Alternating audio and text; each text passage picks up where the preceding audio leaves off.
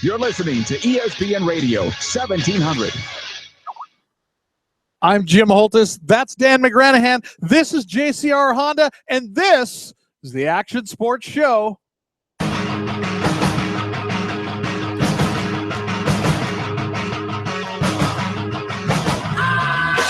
It's time for the Action Sports Show, powered by Toyota Escondido Action Sports, featuring Jim Holtis and Dan McGranahan.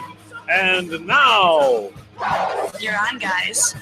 You're on, guys. We're on, guys. Folks, welcome to the Action Sports Show, powered by Toyota Escondido Action Sports. We're back here one more time. Jim Holtis, Dan McGranahan, and we've got some stowaways here on the set. So, hey, it's great to have our friends at JCR Honda here with us, and they're going to join us right out of the gate. Dan, if you could tell everyone who we've got in house. Well, I'm very happy to introduce this group. This group is very close to me, so I'm going to start next to you. We got the infamous, straight from Dakar, straight from winning the National Hare and Hound, Ricky, the legend in the making, Braybeck. Wow. Welcome to the show. Radio round of applause for Ricky. Woo-hoo! Next to him, the King of Baja, the 11-time Baja 1000 winner, the head man in charge at JCR Honda, the namesake behind the word JCR, Johnny Campbell racing himself, Johnny Campbell. Woo!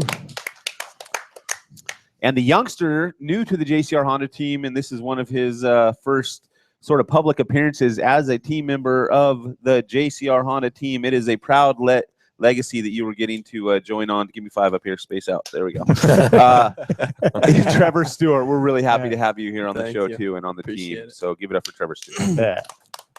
Right. So did they tell you, Trevor, that this is what you got to do first? It's a whole media round throughout the nation, basically announcing your arrival to the team, and this is where it starts here, the Action Sports Show. You finally made it. Perfect. I'll take it. This is definitely when you know you made it, Trevor. So I know you're probably pretty excited. Like, this is a pretty intense moment for you, huh? It's like, come be on a radio show, Trevor. Huh? What's that? My palms are sweating and everything. What's a radio, this kid? Yeah, what is that? When was the last time you actually tuned into a radio He is station? an AM talk show junkie, I can tell. Yeah, of course. No, not when you have an aux cord for your phone. I mean, you don't need a radio anymore. Yeah. Wow. Everybody, you realize that offends us. I know. I'm so, Dan, I was moving stuff the other day, and I came across a box of my old CDs, and I look at them, and I look at everything, and I threw them in the trash. Really? Wow. What gems did you come across? Oh, we had Marky Mark. We had Poison. Stop it. All this kind of stuff. Marky Mark. And why'd you throw them in the trash? I had the original Vanilla Ice Baby album, like all through them all. But I'm like, dude, I can have them at any time. I can Spotificate at will. That's what you do when you're on Spotify. You Spotificate. My back, it's broken. Spinal. It's spinal. No, it's spinal. It's spinal. And it was weird. I was looking at it, though, but I'm trying to go by this rule. If you haven't touched it in a year or 2 or 3 or 4, it's not that important. Don't keep moving it in boxes from house to house to house. It's got to go. Yeah, I totally agree, Jim. I mean, we have some stuff in the house we were just talking right now, just like it's time. We need to clean this stuff out. We got new stuff coming, exciting things, and I agree with that.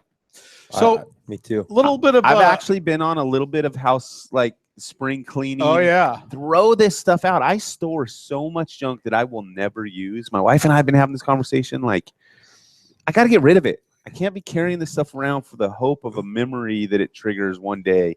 Like hats.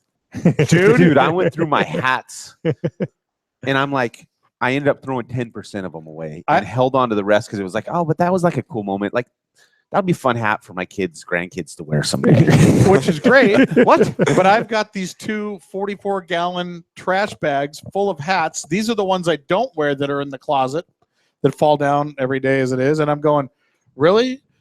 The Goodwill or something? I mean, not just the trash, but I'm like, look at this all-white metal militia hat. It's all white with white writing. I never wear it. A white hat with white writing. Yeah. Man. But, yeah, I'm trying to go from a picker. I always love collecting stuff to like a minimalist. That's the goal. Like, what do I need? Like, I want to have enough stuff gone to where if you leave stuff out in your living room, it can like never be messy because you just have no stuff. Yeah, I agree with that. You know? You know what? Just getting rid of all that stuff just helps you feel free. Yeah. You know, And, I think that's a good thing. Purge. I've been on a cleaning mission Purge. through these other Purge. family deals and including my stuff as well. So I will continue to purge. I max out the trash can and the recycle thing every single week, and we'll continue to do so. So, but hey, let's talk a little bit of action sports world before we dig deep into the JCR team. And I'm sure you guys, just being as big of moto fans as you are, probably watched a little bit of Supercross this weekend. Absolutely. You know, we're big fans all the way across the board, motorcycles. So it was definitely fun. You know, the racing on the tube for me is like, and I call it a tube because I can. I'm over 40. Okay. What's a tube? Tube. And so, Inner tube.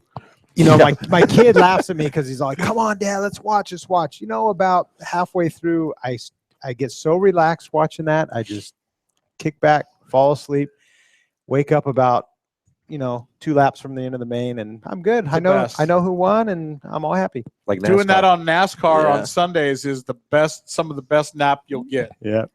2 to go. What? Especially at Daytona, man. That's going to be awesome.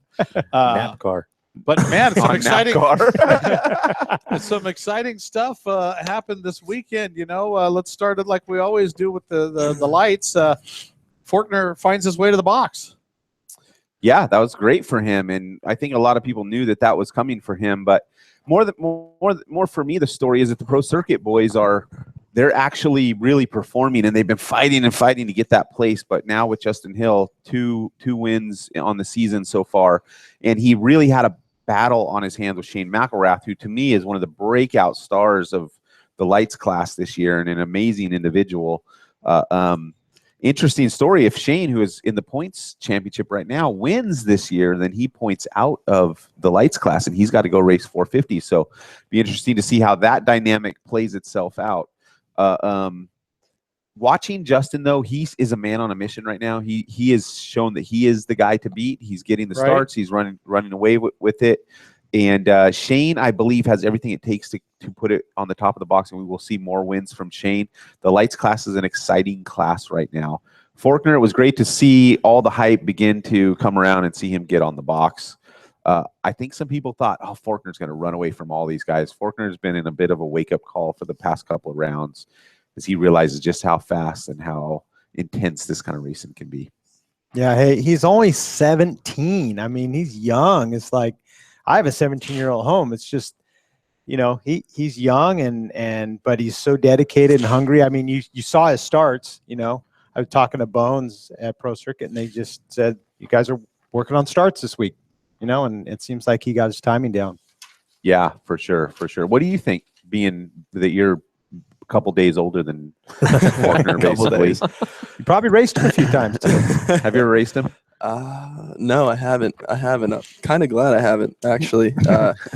No, he's a man on the mission right now. I think a win is coming for him. That's this for season? sure. Yeah, this season. I think if the cards play right for him. I mean, I seen he had indoors. Indoors, yeah.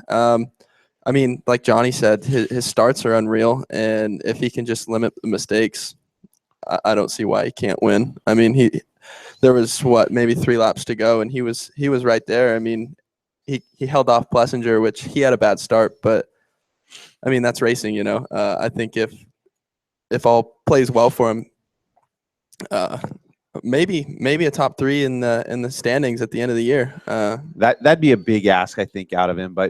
But I'm where you're at. I get all the emotion behind him. But you mentioned a name that we didn't talk about that we really should have. And to me, he's the fastest guy out there, and that's Aaron Plessinger. Aaron Plessinger. I mean, and once again, gets a 9th place start, passes 5 dudes, probably the fastest guy on the track, but it's consistently getting those starts that's killing him. He gets up there every time, but man, does he have to earn it every single week. Yeah. Faulkner got the whole shot, and I don't know when. I didn't get to see when he drifted back out of first or when he got past or whatever, but now, is he throwing the anchor out, or are those guys just driving forward on him and he's just consistent? Does anybody know? I think it's more skill. I'd say those guys have been doing it for 2-3 years now. They know what to expect coming into every race, and I think when he matures, I mean, he's maturing, but when it finally happens, I think we're going to see him on the box just about every race if he can just limit mistakes. It's just that right now, it's just that experience level, He's getting the starts. Okay, now what do I do with it? And once that comes, he's definitely going to be a force to be reckoned with. Got to stay healthy, though. It's a long series. We got a message from a JCR super fan named Eric Saraton. And he just threw the shout out, said he's listening to us while driving across country. And so we love you, Eric, and we wish you could have been here with us. Drive safe. Watch out for those toll booths. Okay, no backing through toll booths. Make sure to get gas. Yeah. Don't run out of gas. Don't get stuck. Yeah, when it gets half a tank, just fill up. That's all you got to do. Just ruining Eric with all the stories. All the stories. It's only been one day of travel. Yeah. I think less than an hour and a half from the house, a day later, he goes to fill up the truck and he sticks the nozzle in there and he looks down and like gas is pouring everywhere. And so then he looks under the truck and somebody stole a section of the filler tube out of the Penske truck. What? Are you kidding me? Yeah. On the drive back this week? Yeah. Yesterday. Wow. I need a section of filler tube, the middle one, in a yellow Penske truck. If anyone sees one, that is unbelievable. Classic. Weird. Good job. Keep it up, buddy. I went to show a guy my motorhome once. It was a cab over a Chevy motorhome, and he went to come look at it. I'm like, dude, the thing starts up. It's money. Dead. Completely nothing. Look at the battery. Battery's there. Look down. Somebody broke into the storage and stole the starter out of it. Like, really? Unbelievable. He bought it anyways. That's all that matters. What about you, Ricky? What do you think's going on in the lights over there? To be completely honest, oh boy, I don't really watch Supercross. all good. All right, we won't pin you down on it, but we got a lot we're going to get out of you tonight, no doubt. So let's talk a little 450. Yeah, let's get to the 450s. Reedy, man. Speedy Reedy. Woo! Stoked for him. When he got in that dice match with Dungey, I thought, okay, well, this is where Reedy checks out and Dungey pulls away. And the fact that he was able to battle Dungey, have a little pass back and forth, and then pull away from him was really impressive. I did not expect to see that. Yeah, definitely impressive. Reed, he always surprises me, like, coming into the season and you jump into a couple rounds, he gets things situated, and he always pulls out a couple podiums. And I think he's still possible he could win, in the right circumstance. It always seems to me like Phoenix is always an interesting race. It's like, it was fast, but the ground's always hard. And, you remember back to like Carmichael's reign when him and Wyndham were going at it. It's like that's a place that Wyndham could win and beat Carmichael. So right, it just that dirt and that atmosphere is different. So what do we expect to see from Reed? Does he parlay on that, or is he back up in the picture this week, or off the charts again? I don't know. Now I don't know. All kinds of crazy stuff going on. Well, he's Tomac winning races in my picks. He's not going to actually make it in my picks. I'm not going to pick him for a podium spot this coming year or this coming in week. The top 5 even. No, not even going to put him in the top 5. I may. I encourage you to do so as my competition. Now, but interesting enough, it's probably going to dump in Oakland. It's calling for rain. Yeah. So it's gonna mix it up. It could be anybody's game, when it gets sloppy like that. And I don't think that's a bad place for Reed to shine either. He's won Daytona when it's like that, so don't count him out. All right, he's in the top 5. Man. So real quick, we've been talking about on this show for the last couple weeks. What is the struggle? What's going on with Tomac? Bad fast, but fading back. And man, he threw it down this last week. Tomac just checked out. He was on rails. Did he wake up? Did Roczen coming out of the picture allow him to mentally see himself as a winner and finally go out and try to play that out? That might be the case. And we talked about it that week, like, hey, this is going to change the mental makeup for a lot of these guys who felt like it was unattainable. It's going to change that. And we saw it play out. I can't say 100% that that's what caused it, but it seems that way. And so, granted, his initial lead was way out there, and other guys were like Tomac is so good. If you Yeah. give him that much confidence, he could absolutely run away with it. Yeah. No doubt. He's that good. It's about confidence. Yeah, and he's proved that before. I mean, before he got hurt, in the outdoors that season, it was like he was running away from everybody. And if he's got his bike working good, now and he's confident, then that's all.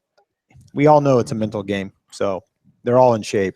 It's just about mental. Right. I think his main struggle was arm pump, wasn't it? Yeah, which is really a lot of that's mental also. Yeah. How about Davey Millsaps? Not only 5th in points, but another top 5 race.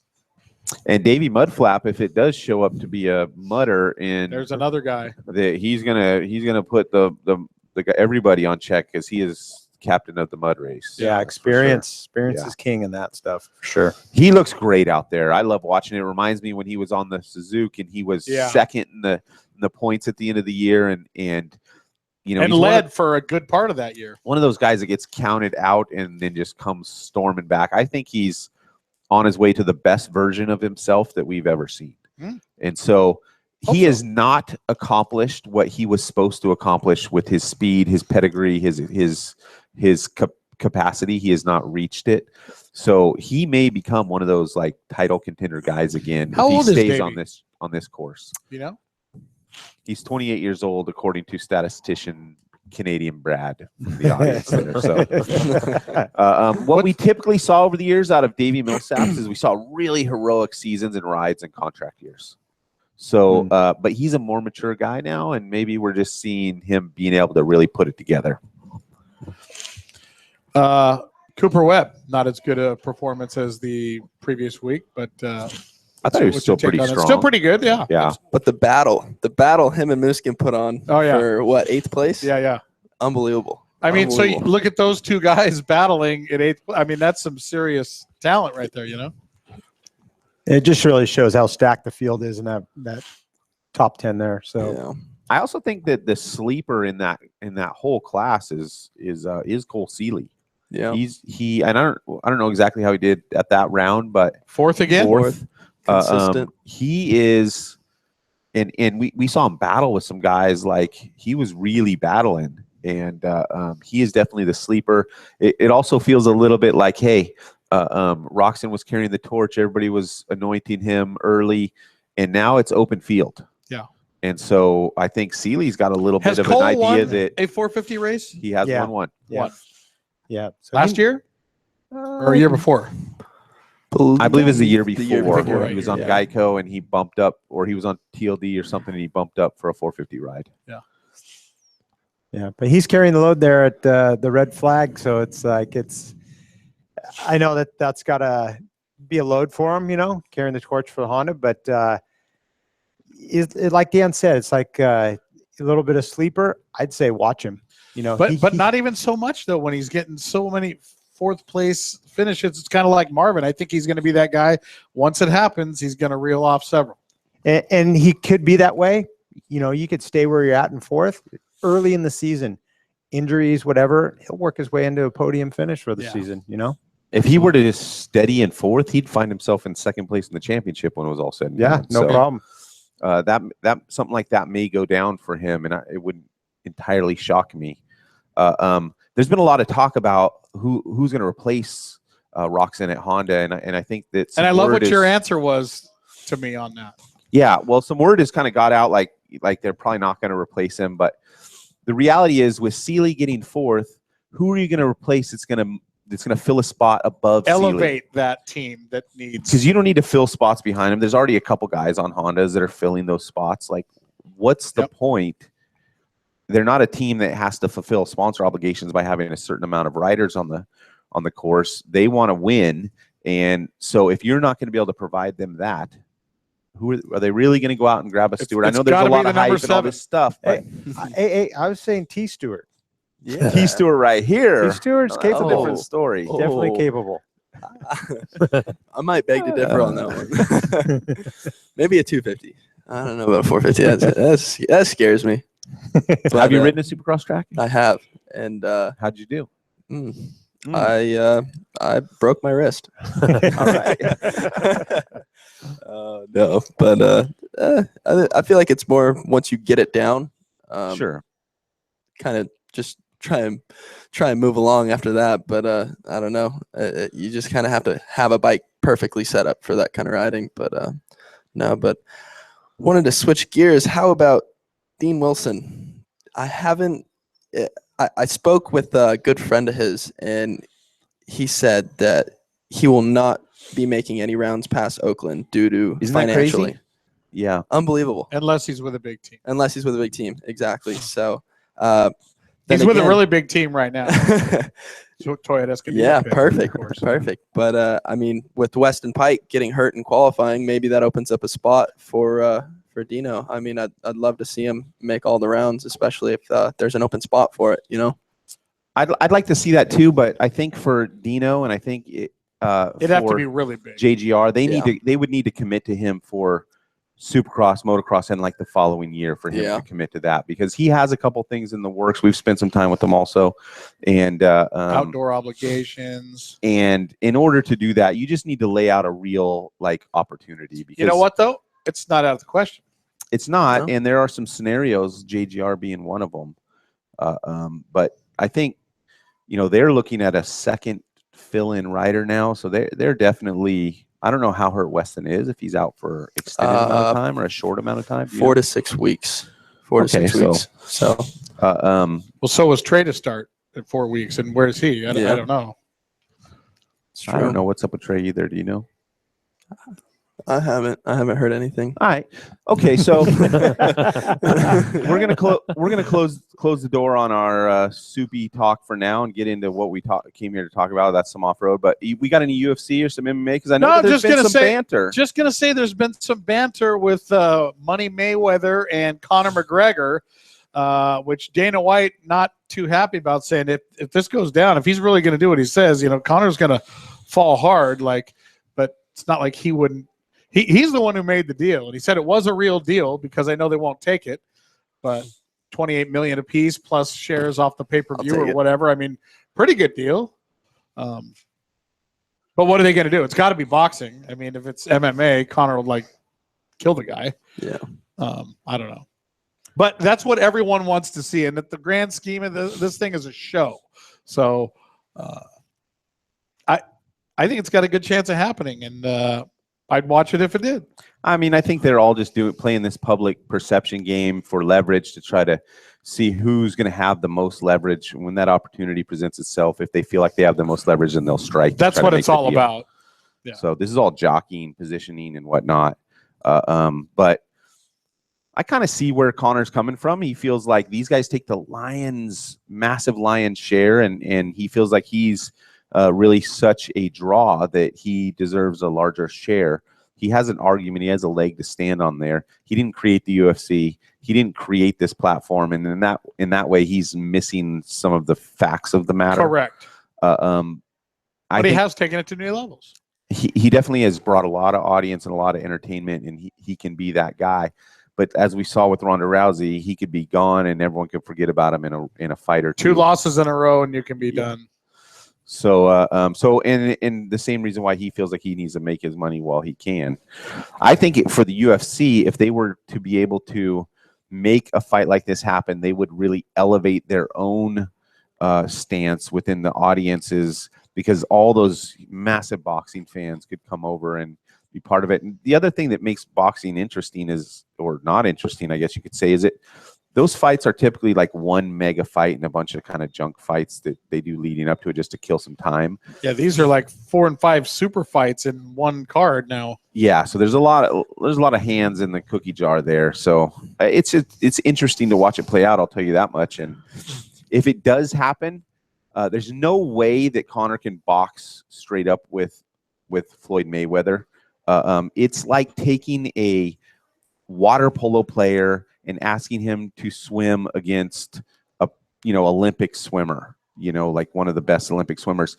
Yes, there are visual similarities to what they do, but in reality, they are not disciplined in this exact same way. No. Water polo players have to swim, they have to sprint, they have to do a lot of the things that sprinters have to do, or vice versa. Whichever one is getting the opportunity to go into their division. So if it's a boxing match, then I think McGregor should make more. If it's a MMA match, then I think Mayweather should make more. I will say I think McGregor has a better job of hanging with him boxing than Floyd hanging with MMA. And what even if they just boxed with the 4-ounce gloves instead of the 10 or 12 ounces, Floyd gets hit with one of those. I mean, that's never happened before. Like Floyd have you watched the Floyd Mayweather fight? It's like the most boring thing ever. I can't stand the guy. He like runs around in the corner and hides. He's going to do the exact same thing. And McGregor's going to get fed up and just like kick the guy upside the head. Perfect. It's like the way he sees things is going to happen that way. Throw a monster at him or something. Yeah. So it's going to be interesting. I hope it can happen though. There'll be a lot of interest in it, but man, it smells like it would just be a giant dud, like all hype, no delivery. Yeah, kind of like my life.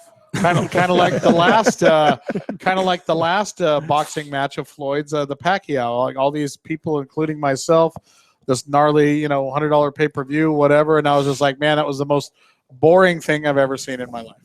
Okay, these guys want us to get to racing. We are the Action Sports Show. We talk a lot of action sports, and we spend a little time doing that, but we will spend the lion's share of this show talking about racing, and specifically talking about off-road racing, the JCR Honda style, which is Hare and Hounds, Big Six, Works, GNCC, Dakar. We'll reminisce some Baja too, just so we're going to take love of it. A commercial. When we come back, miraculously, it's all on. It's all JCR. Hey, don't go away, folks. The Action Sports Show powered by Toyota Escondido. We'll be right back. Run, run.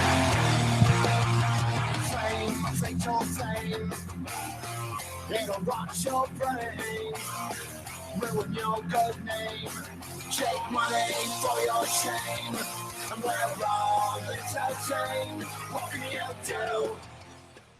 of Monster Energy AMA Supercross in Dade, San Diego on Saturday, January 14th. But don't miss out on the 15th annual kickoff event at Toyota Escondido. Thursday night, January 12th from 6 to 8 p.m. Come meet world-class riders like 7-time AMA champion, the King of SX, Jeremy McGrath, Dean Wilson, Cooper Webb, Miss Supercross 2017, Juliana Daniel, and many more. Meet 2-time UFC Bantam champion, Dominic Cruz, and 2-time Bellator champion, Michael Chandler. While you're there, see exhibits and displays from the top brands in action sports. Check out the customized Toyota trucks from the Truck Pros at TE Motorsports. Enter to win cool prizes, including racing gear and tickets to the Monster Energy Supercross. Come meet and mingle with the stars at Toyota of Escondido's 15th Annual Action Sports Open House Autograph Party. For more info, visit ToyotaEscondido.com. We'll see you Thursday night, January 12th at Toyota Escondido.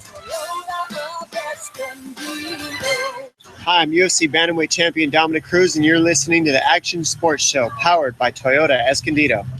You're on, guys.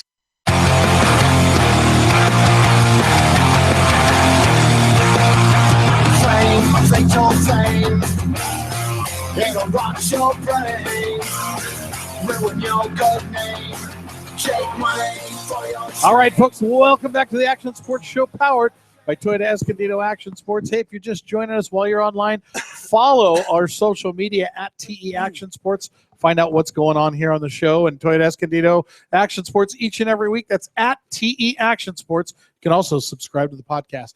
Dano. Jimbo. Reintroduce our panel to the folks at home. If you're just joining us, this is JCR Honda night, and we just did a little breakdown of the action sports world, but we're about to dive in deep. No man closer to the man Dan McGranahan right there. All right, well, to my immediate left is a guy named Trevor Stewart, new to the JCR Honda team, and he races in the Works Racing Series as well as Big Six. We need a nickname for Trevor. We'll work on that maybe tonight, see if we can't come up with something. The King of Baja in the middle, Mr. Johnny Campbell, his self. And just to the left of him, Supercross panel member. Input. Don't ask me questions about that. Yes. Apple Valley's own Ricky Brayback. Hesperia. Oh, sorry. He doesn't claim Apple Valley. Welcome back. Hesperia is not much better. Adventures in Hesperia are actually an interesting conversation to have with him. So, Hesperia apparently is a very interesting place to live. And your neighbors are very interesting people. They love it. They love it. Right on, right on. And then, of course, co-hostess with the mostest, Jim Holtis on the far side. A lot of people think he looks like James Corbin, the late night guy. Dude, they were talking He does about sing. you. He does You, the sing. guy. So if you want him to sing something, write it down. Hey, if you have any questions for any of the people here on the panel, specifically the JCR Honda team people, write them on the Facebook. We're live on Facebook right now. And so I also want to give a shout out to our boy Cameron Steele, who logged in on Facebook to check out his boys here. What's up, Cam? Hey, Cameron. Cam. Glad to see you're checking us out, though. We got an interesting question that already came in on the Facebook, and it's from Christopher Schiff. And he says, any team member is going to do National Hare and Hounds besides Ricky, the champ, numero uno? Anybody else we're going to send to Hare and Hounds? Not really planning on it. You know, the Hare and Hounds are very specialty, event. And Ricky, of course, has proven himself two-time champion, and he's the best guy out there right now. And so, we're just going to focus on him. And I think doing that helps us to really put all our efforts into that so that we could give it 100%. And Ricky, you gave it 100% at that last race. You showed up tired still from Dakar, not a lot of time on the bike, and you had what a lot of people are calling to be just a legendary battle with what a man we all respect in Taylor Robert. But he stepped into your house, and you made sure that he knew whose house it was. Yeah, that's right. That's right. And that's right.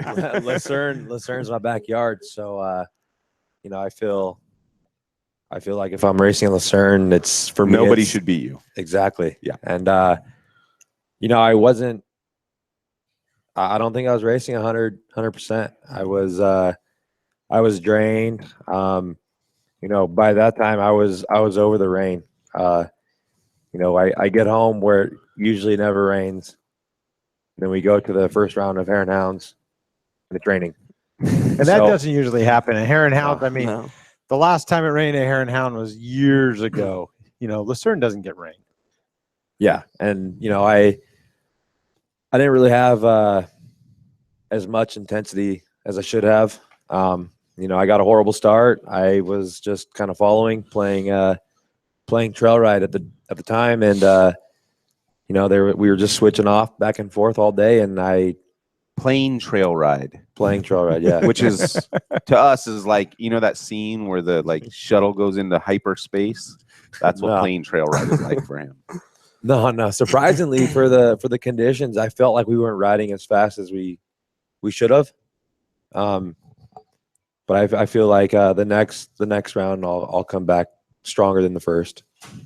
Yeah, it's pretty tough. I mean, he rode 6,000 miles in South America, and then comes home, jet lag, and those conditions down there were anything but easy. Lots of rain. So he had some experience in the rain, at least. But it's a unique thing when it rains at a Hare and Hound style race, because usually those races, the start is very important. It's very dusty. The guys get spread out. It's a bit of a challenge and a calculation to pass to move forward if you don't get the good start. And so when it rains, you have a lot more guys really going fast, and everybody's everybody's behind. What? And right up what? Right up the tailpipe. Right up the tailpipe. And so it actually creates a little more risk per se. It's like in the dust, okay, you can't see, but everybody kind of hangs back out of the cloud until they get a clean air, and then they go for it. But here it's like you're going for it the whole entire 80 miles of this race, and it was intense battle. I mean, they came into after the first loop and 40 miles to pit, and there was 5 of them within 5 seconds. Wow. Yeah, it's pretty impressive. You bring up an interesting point. With no dust, I mean, it was a flat out high speed drag race. Moto. It's kind of, yeah, it was a motocross race.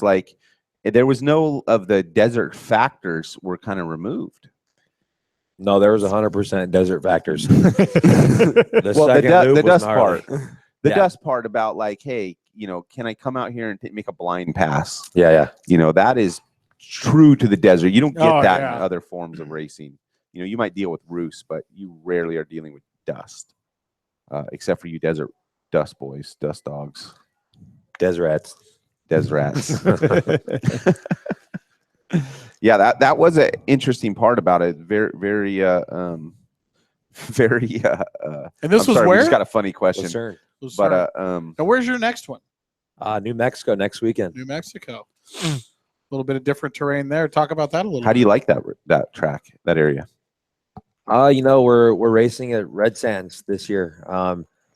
Last year was more towards Albuquerque, so I haven't been to Red Sands before. I'm talking to people, getting some information about it. But last year's New Mexico round was exactly like my backyard, Honda Valley. So last year was a lot of hoops on the ridges and a lot of sand in the valleys. But we'll see what Red Sands has to offer. I'm excited to get to a new place and ride my dirt bike somewhere new. How would your Dakar bike do in a National Hare and Hound? It has that high speed.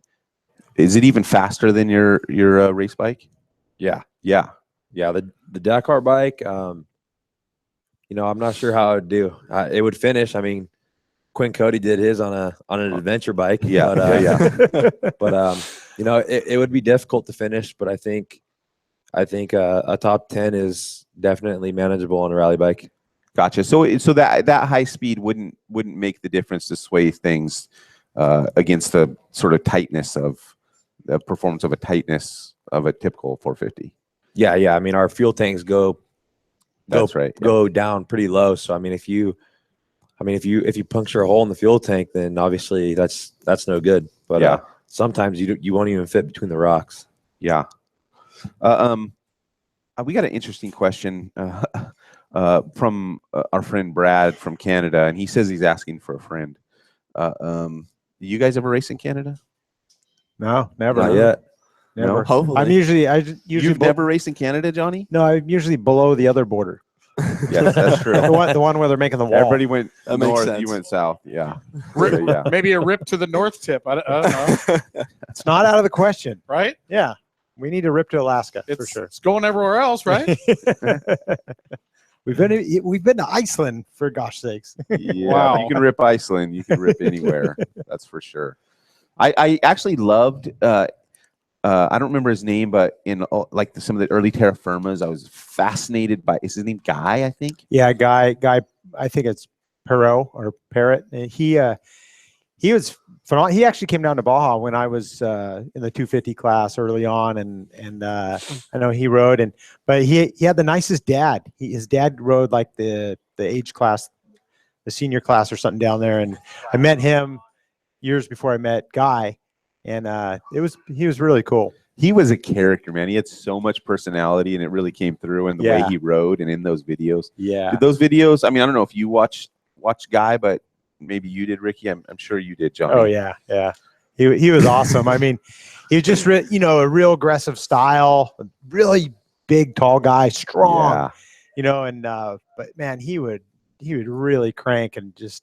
I remember watching some of those videos and just so aggressive and pretty cool for an off-road guy to have that type of style. Yeah, just bombing down hills and it looked amazing. I mean, some of those huge shoots, downhills, those shoots that they were like lining through. Yeah, that was some crazy stuff, man. Maybe someday we'll get up there. Yeah, like I think Jim had it on point. We got to do a rip. The ridges that they ride up there, the visuals are stunning. Anyways, much love to our friends in Canada and our friend Brad, here, our statistician for the night. Where all have you ridden your dirt bike? Wow. Rickalobe? Recently, within the last year and a half, 2 years, pretty much all over the world. Never thought I would do that, but Abu Dhabi, Argentina, Portugal, Morocco, North Africa. Yeah. I do. There's so Thank you, many Johnny. places. You know, Bolivia is his favorite though. No, Bolivia is really, really You're cold. gonna get a summer home. Really cold. I mean, if you live in Bolivia, you should own like a pair of skis or a jet ski or something because every day rain. It was a dry season. They were having a drought. No way. If it was a drought, then why'd they cancel 3 stages in Bolivia? The cool thing about what Ricky's been able to accomplish and the opportunities he's had the last couple of years is he's not only ridden all over the world in the Middle East and Africa and South America, but you know he's been able to do it on a factory Honda HRC rally bike, which is a very specialized, unique bike. Very rare. You know, you can't even really put a price tag on that bike. You know, you look at like Roxon's bike or Seeley's bike and go, man, those are awesome bikes. Just they got to be worth $100,000, you know, or whatever. And they're actually very, very little and minor compared to what an HRC rally bike is. Those bikes are second level to like a MotoGP level machine. They even put them in the conversation of a MotoGP bike, which is essentially a step down from a Formula One car. Like that's technology beyond. Yeah, it really is. And so, I mean, you know, so Ricky's been able to do that, not riding a stock motorcycle or something modified off a showroom, but something very, very special. So it's been a great opportunity for him. So for those of us that have never thrown in, will never throw a leg over a true factory rally bike, what are the sensations like? How do you describe it? Seeing that you guys can throw these things around, what do they do that's so much different from what the kind of bikes we're used to riding do? Do they shift that smooth? Do they pull that far? Like when they're in their perfect moment, what are they doing? Paint a picture for me. Well, the feeling of it is scary. Scary, but scary fast. Yeah.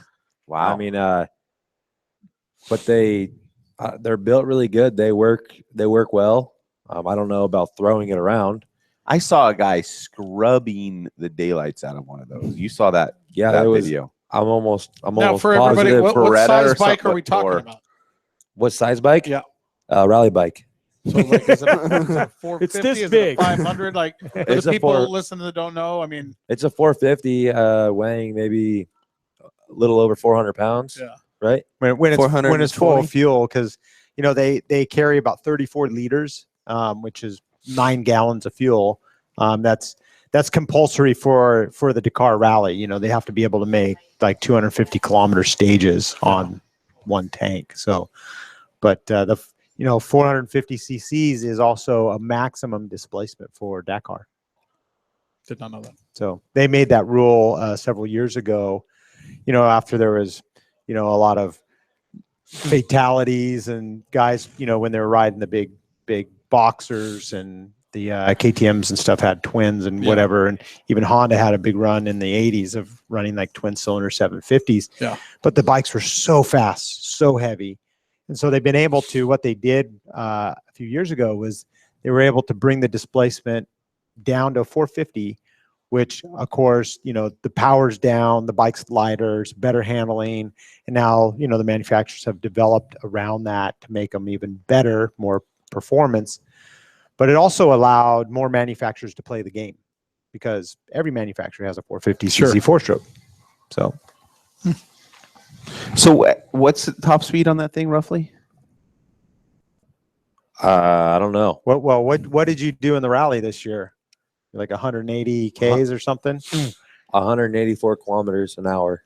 Does anybody have a calculator to figure out what that even is? Brad? 100. Where's our statistician? 100. It's about 100 miles an hour. Okay.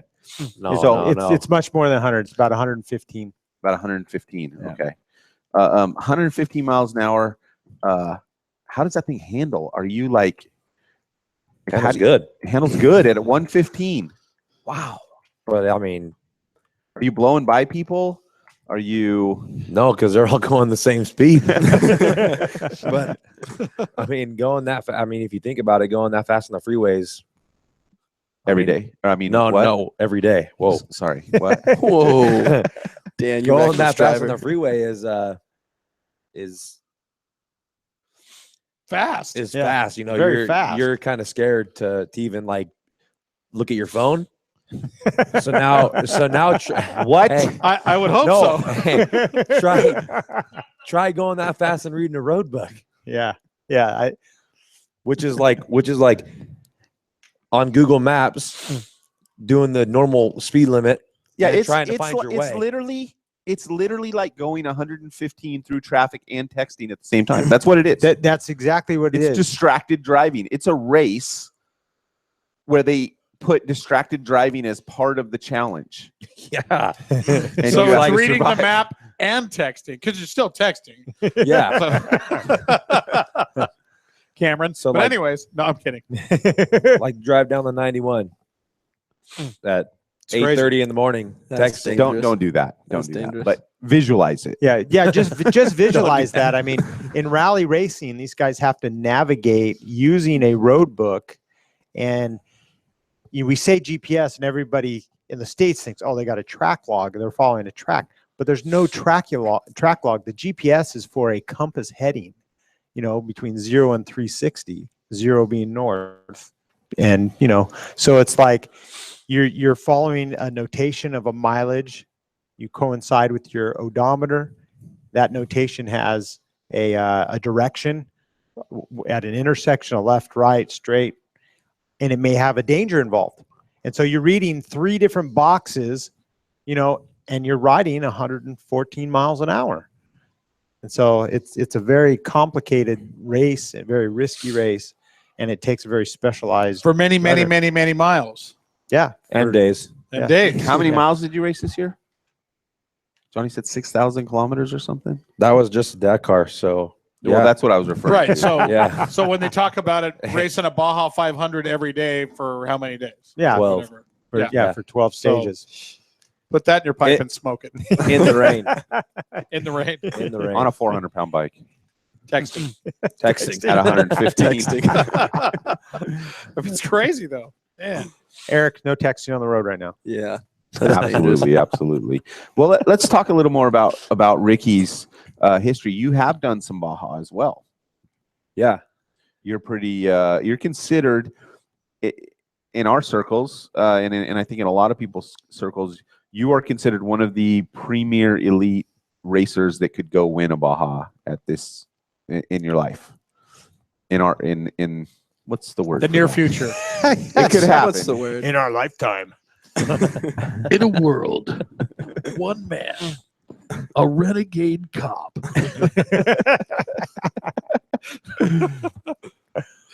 Speak to that. What does it take to become that strong in Baja? What gives you that strength? It comes down to experience down there for sure. I think the more time you spend down there, the more you learn the terrain and where to go fast, where to slow down. Just kind of like Hare and Hounds. In Lucerne, I know the fast sections and I know the slow sections, but Baja is different. I mean, you can pre-run 3 weeks before the race, but there's still factors that come on race day that you don't even see during the race. Or on race day, factors come in that you don't see during pre-running because you have a lot more locals there, and I'm almost positive they start drinking a day before. So In Baja, the locals? yeah, Oh yeah, you can smell them before you get to them. they try to On the race you in course. the car. Yeah. It's pretty insane, but experience and being smart, because I think Baja is about being smart, not technically super fast. So Now you raced against JCR Honda in Baja before you raced for them, right? yeah, I just won race. How did that work out for you? It didn't really work out that good because we didn't win. I don't think anyone could beat Johnny I'm down just there. taking a friendly jab. It That's harsh. a little harsh, huh? A little bit. No, I remember watching you, and the JCR team, of course, was so focused in Baja for a long time, and you were definitely a threat. It was like, this kid is a serious threat, the most serious threat we've come across in that I can recall, frankly. Yeah. What do you think about that, Johnny? Yeah, I think in over the 17 years that we've won the race, there was fast guys that came up and they would sometimes they'd try to stick around, but then they'd kind of go by the wayside. And then there were some guys that thought they were fast, but there was only really a select handful that really grasped the concept of racing Baja and how to achieve the level for an overall. You know? And Ricky was one of those riders that has risen to that level. And it's through his experience and through his desert racing experience and where he was brought up riding and most of all his desire to do it. So a lot of hard work for sure. Yeah, no doubt about that. No doubt about that. But you also always said, and I've just heard you say it many times, that National Hare and Hounds is the perfect training ground for Baja racers. Well, it's not necessarily the perfect, but what you get out of racing in the California desert or hare and hound style racing is the riders learn how to read terrain, going over terrain without seeing it first. And so when you get to Baja and you're able to pre-run a section many times, it's just all those senses. Yeah, it may change a little bit, but at least you've seen it. You've seen it, but you've trained yourself at such a high level of not seeing the things that when you're able to go to Baja, it makes it easier, and your adaptability and things to react is much higher. Yeah. You know what? I was just thinking, and I was thinking about my comment earlier, and I want to take it back actually a little bit about you being the only real threat we ever really experienced down there, because I cannot do that because genuinely Kurt Caselli was a legitimate threat as well. And so I just want to clear the air and make sure that's because that was just a misstatement on my part. You were a premium threat, and I'm not taking that back. But so was he. Yeah. Good catch, Dan. Yeah. I'm just saying. Lots of respect for Kurt. Lots of respect, and those boys there for sure. We love them. Yeah, completely. So we go from Baja. Now you got an opportunity to ride with Johnny. I remember when you stepped on team, I was excited to see what you were like. You are a really fun dude, man. And when did you join the team? A lot of personality. It's been, I think, it's been like 13 months. Yeah. So Wow. Yeah, so precise. The end of Wow. the very end of 15. Oh, okay. Yeah. I thought it'd been a couple of years. Yeah. So. no. That's like the answer you get when you're dating the stalker girl. Yeah, right? How long have we been dating? 63 days. 642 days. Whoa. We're like a 24-month-year-old baby. That's great. That's great. You picked a great time to be with this team because these new bikes that are coming out, and you've had a chance to spend a little time on the RX. Is it got your attention? Yeah, I spent I think a total of like 4 hours on it. I like it. Yeah. No, I like it a lot. I would I can see it being the next championship bike. Yeah. For sure. Yeah. It's a good time actually for you guys in this brand, and it's on a really great trajectory right now. So Actually got to see one for the first time the other day when we went to support House of Motorcycles grand opening. There was one there, and I'm like, ooh, this is what all the hoopla is about. Had to sit on her and looky. give her a little look down there. Yeah, Pretty well, nice. A little history on that. I mean, Honda tends to put a lot of effort into building an off-road bike, and then it seems to stick around, and we refine it and we polish it as a race bike, and we keep it for a lot of years, and it works good. I mean, you take our XR lineup from the 600s to 650s and how many years those things were around, and till most recently like the 450X, and we've won a lot of championships on that. Ricky's still racing that motorcycle, and is as we develop the RX for his style of racing, we'll transfer into that. This is the next wave of vehicles. It's the next wave of technology to take us into the future for sure.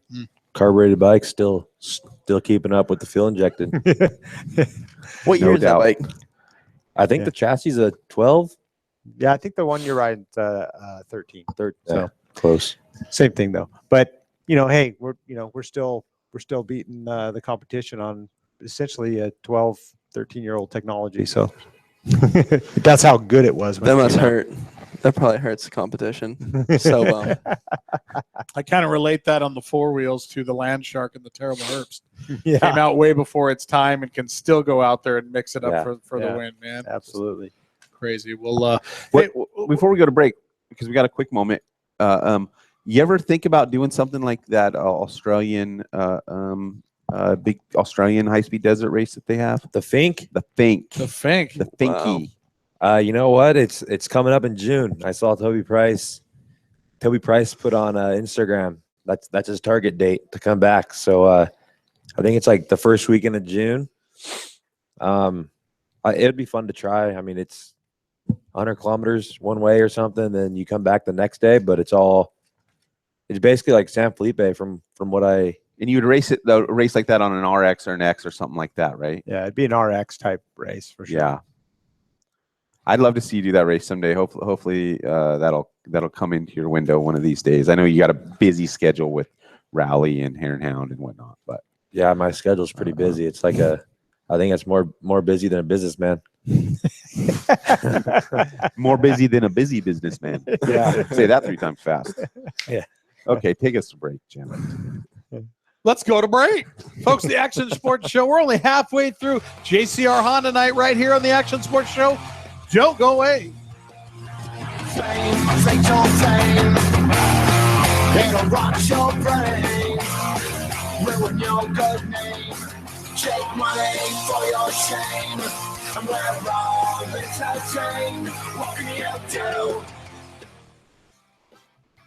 You're listening to Guy Talk, broadcasting live from the Sport Clips Haircuts locker room. Caller, you're on the air. Hey, boxers or briefs? Speaking briefly, boxers. Unless you're a boxer, then I'd go briefs. Next caller. I want to find my nearest Sport Clips, but I don't want to ask for directions. It's not technically asking for directions if you use sportclips.com to find your nearest Sport Clips location, and no one will ever know. Let's take a break for a word from our sponsor, Sport Clips, where guys go to get an awesome haircut while watching sports on TV. Throw in our relaxing massaging shampoo and our legendary hot steam towel, and you've got our MVP haircut experience. Your head will be as majestic as a freshly mowed Major League outfield. Try it today. Last caller, you're on the air with Guy Talk. So how cool is getting a haircut at Sport Clips? Oh, it's like stepping up to the plate and slam dunking a touchdown. That's all the time we have today. This has been Guy Talk, brought to you by Sport Clips, where it's good to be a guy. One name you should know, the best place you can go, Toyota of Escondido. It's official. Once again, the truck pros at Toyota of Escondido sold more new Toyota trucks than any other Toyota dealer.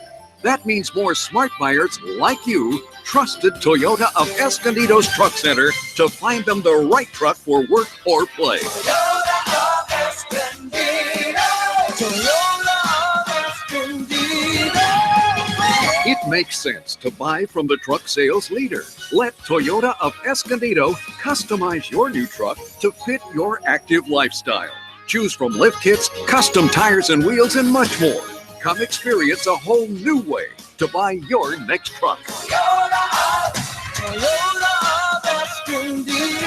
Toyota truck sales leader for San Diego County for 2014.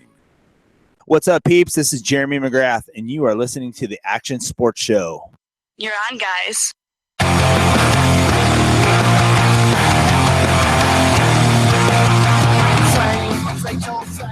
Hey, folks, welcome back to the Action Sports Show, powered by Toyota Escondido Action Sports. Hey, just in off the wire, our crack statistician Brad Gebhardt from Big MX Radio said the word is on the street. Trey Kennard looks like he is set for a comeback here this weekend in Oakland. So, all right, always good. Wish the best for Trey, always, and it's great to hear. So. That is awesome. This just in. Awesome. I could play some sort of theme music or something. Here's what I want to talk about. You went to something. This is a bit of a sidebar, but you went to something this weekend at the Del Mar Flat Track and saw a ton of amazing bikes. Everybody's fired up to go do some flat track racing right now, and we just got a text message from a friend of ours named Jeff Ray, who is a friend of the dealerships here and a friend of Johnny's and a friend of JCR Hondas. And he wants to call out Josh Slay on air. Who we supported this weekend. Who we our supported. buddy. So Josh Slay, you're being called out by Jeff Ray, your friend, to meet at the next time that they have the Del Mar Run What You Brung flat track. Let's not wait for the Del Mar because Paris apparently has Paris Auto Speedway has 2 a month, 2 practices and 2 races. Another league. But hey, our buddies at the Ivy League flat track races, they put on over 550 entrants this weekend, from backyard mini bikes to crotch rockets to full bagger Harleys, 450s with street tires, 450s with knobbies, 2-strokes, vintage ATCs. Yeah. Oh, come on. That's fun. I mean, that you think about that, and a bunch of enthusiasts is like getting that type of impact and stuff right now is really, really promising, you know, right, for our industry and our sport, and just people having fun on motorcycles. I mean, that's what kicked it off, like on any Sunday, you know. It's just like, wow, I want to do that. So that's cool. Really good to hear. Rumor has it that Baja champion Jamie Campbell is actually eyeing a comeback at the flat track races as well. You know, the boy's been hard at work at building some specialty bikes for that. He could build a machine for that, no doubt about that. His Except Mad Max won't sell me one. His Mad Max bikes are pretty special. Hey, I'm sure if you go down to Raceco and with your checkbook, with a jackpot. Eject button, or a jackpot. Either way, pots of gold. You put a deposit down. That boy will get to work on your bike right now. So the call out from Jeff was just, "Hey Josh, the next one I'm coming down there and I'm taking a shot at the title and I'm going to smoke you." Is that what it is? No, there was another detail, Jim. He wanted to do it on my wife's Ascot 500, which you showed me pictures, dude. What a machine, huh? I want that bike. It's And let me tell amazing. you, I'm sure amazing. I'm sure Jeff Ray will never touch foot on that if my wife can help it. For sure. Much love, Jeff, but you wouldn't keep it on 2 wheels. Does your wife want a shot at Josh Slay on the Ascot? That's funny. That's funny. That's a perfect bike, too. Jeff would have so much fun at a race like this because he would just embrace every bit of it. And you know he would go for it like it was like the Baja 1000, like it was the Hare and Hound Championship. Like he would absolutely go for it because that's what he does. He goes for everything that's in front of him. He does that at the Cow Patty track in Montana. I know. Now, is he going to dress up? Is he a dress-up guy too? Is he showing up like Prince? He can or be. The old school bubble helmets, or if he gets wind that's acceptable, I think he would run that way. He would definitely run that. You know, although I do, Jeff, have a brand new set of fly gear with your name on it sitting at the house. I really hope you show up and inspect my roof tomorrow. You got the tip right there. I will inspect your roof tomorrow. And since we're on the subject of this particular racer guy named Jeff Ray, I want to throw a shout out to a bunch of us that have been praying for him because he had cancer and he had his checkup today. And he had his checkup the other day, but he got the results today and he is still free from cancer. God bless you, brother. Really hit us hard, so we're happy to see that. Yes, Jeff. Yes. Good job, buddy. When is this race? When is this race? Because you want a piece of it too, huh? Yeah. Flat track? Yeah. Well, it was this one was last weekend. We got a year. We have a year. So to prepare. We got a whole year? Travel all over. They're going to Daytona. It's a huge Are they coming series. back? I don't know if they're coming back here this year, but after having 550 to the point where the city of Del Mar shut it down at 9 p.m. because of the noise, I think they should have one like monthly or something. You know? Agreed. That would be a good time. And if not, I guarantee we could go to Costa Mesa and talk to Brad Oxley, and he would throw down for sure. Oh, he would. I got the left-handers down on the hog. Do they let you? Is that the same kind of flat track at? That's Speedway. No, that's Speedway. It's Speedway. What's the difference? Well, Speed. Speedway's like the little skinny bikes, no brakes, and it's like an eighth mile scary oval. You know, it's really tight. And that's what this is. This was super tiny in the little horse arena. Oh, it's a little one. Yeah. But full on electric glides. Yeah. Crazy. But they they mentioned they do want to do like the mile-long horse track, which for the mini bikes, not so exciting. Maybe. Yeah, I'm not even that interested in that one. On an ATC 70 Let me jump in the middle of it. The mini bikes, not so exciting. The Harley Bagger, potentially scary or the crotch rocket. There was a guy out there on a Ninja 750 full blown. And they came up on the line, and then they flagged him, and the guy just fully dumps it. I'm like, and almost goes down. I'm like, did you think you weren't just gonna burn? Wow! That was crazy. Madness, man, absolute madness. But you gotta love it. You gotta love it. The Run What You Brung class is really. That's the class. That's the class because everyone from the streets thinks they got the talent. Yeah. You got it. Show up. Some of them did. Perfect. Some of them did not. But they were out there fun. But man, they had this these little classes, like I said, with these little mini bikes and Briggs and Stratton, and a bunch of these girls racing and coming around. And there was other ones with this little teeny kid on a big 450 that was completely slammed, and he's just picking dudes off. Total skills. Way too small for the bike, but was just gnarly. Was that Eric? And then they had the full-on little minis on like a bunch of the old the KTM 65s and like all those little things. Yeah. Yes. Yep. Well, we will get there. We will get there. It kind of reminds me a little bit of the Adelanto Grand Prix. You know, I think they probably had over 2,000 entries over the weekend at that race, and historically, it was one of the biggest races in California. I heard it was huge. There was a bunch of it's in Adelanto. garden spot where dreams come true. And hey, somebody here did pretty good there. That is a good point. And let's get into a little Trevor Stewart talk. So let's do it. Adelanto Grand Prix, amazing historic event. You show up. Was that your first race on the JCR Honda bike? Second race on the bike. First Big Six race on the JCR Honda Steed. So yeah, it went ultimately well for me, I'd say. Did you do the water jump? Oh, I did do the water jump. No lip on it. No lip on that thing. I made it. No, what was sketchy about it is right after it was just this huge right-hander bull turn that was just like, oh, if you go on Instagram or something, you type it in, there was such bad bails. Carnage everywhere. Yeah. Just because people were sliding because it got all slippery muddy, or? Yeah. Well, what happens is like when they promote that race, it's just like, everybody goes and they just want to impress all their friends over that jump. And it's terrible. It's so scary. It's scary to watch. It's scary to watch. You know what was always funny for me about that race is at the night before, like the pits, what was going on in the pits. It's one of those races where like you go walking through the pits and it's madness at a level I've never really experienced before.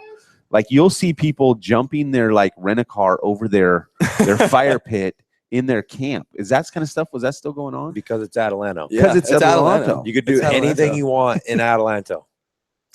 Anything. Yeah, it's pretty interesting crowd for sure. Yeah, you got to be careful up there for sure. Yeah, so, but you were safe, obviously, at night. You had a secure pit and didn't wander. Oh yeah, that nonsense. No. Yeah, good for you. Good for you. It's close. It's a local race for me, kinda. I live down the hill. I live in Rancho Cucamonga, but I got to sleep in my own bed, so that always makes me happy. Smart guy. Yeah, most definitely. Safe. Yeah, leave Adelanto at night. It's not good. No. So unless you're staying at Gnarly's house. It's still suspect. Right. Where were you on the start? Where was I? Were you first row? Yeah, first row. And so who else was on the start with you? What was it? A pretty packed heat? It was. Me, Gary Sutherland, Eric Yorba, Blaine Thompson, Justin Seeds, Robbie Bell. I mean, really, Mark Samuels. Yeah, Slam Life, that guy.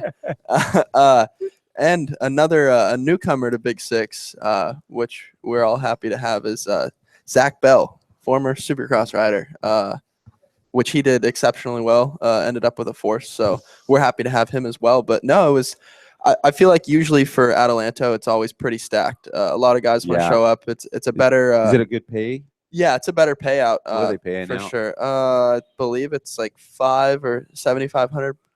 $1,000. 75 bucks. So 75 bucks. Dude, Killer. They went up. No, I think it's about Doubled it this year. 5,000. 7,500. So typical, yeah. But no, so a lot of people show up to that race, and a lot expect to do well. So no, I was happy to come away with a second this year. So, how many beer bottles do you have on your fly helmet? At least 12. Did you have the Mohawk too? No, that's for Austin. Austin Lee keeps that one. No, but Hey, Atalanta was a renowned, real popular Grand Prix. You know, from the 60,000 people there. Just 80s to the 90s to 2000s and stuff. And there is you've raced it what? 10, I raced it a times? bunch over the years. You know, I've gotten hurt there bad. I've gotten ambulance rides out of there, and I've been able to win the pro race a couple times there. And you've had some epic battles there too. Oh, Ty Davis battles. Used to have the biggest battles with Ty Davis, and when I was on my 650, and some of the Cowie guys like Destry and Shane Esposito, and it's a brutal race. Now it's in a little bit different location across town from when I used to race so it. it's not. They moved it over to the track, huh? No, they actually just moved it to near the baseball stadium. Maverick Stadium. So they, that stadium is it's a vacant stadium. There's no team there right now. So the city's Atalanta wasn't able to keep a professional sports team. Unfortunately, not. I mean, last year these guys had to race to the outfield. Maybe we could send the Chargers there. Yeah, so I think the city's trying to find stuff to do with the stadium. Rams. So they Perfect. They put the race through there, and then out. They need to do one of those in that stadium. Yeah, they do. It would work perfectly for sure. Oh yeah, the crowd would be amazing. Yeah, literally, like next level. Yeah. Good call right there.